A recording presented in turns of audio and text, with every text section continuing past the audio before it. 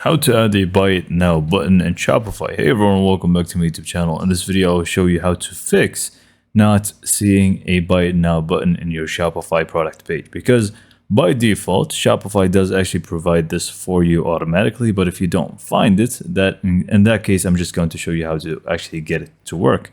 So first, just log into your Shopify admin, go to Online Store and click on Edit Theme.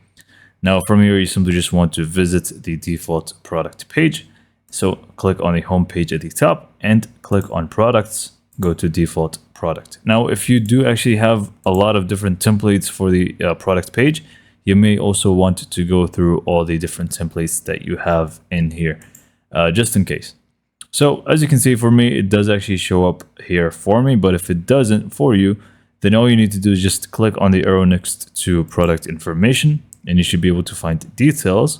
Within details, you should find buy buttons.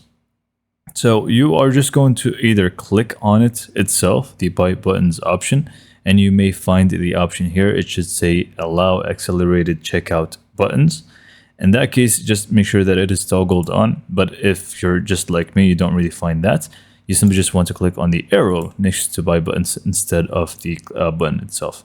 And you should be able to find it right here, accelerated checkout, and make sure that it is not hidden, because if it's hidden, then as you can see, the buy it now button or option actually disappears.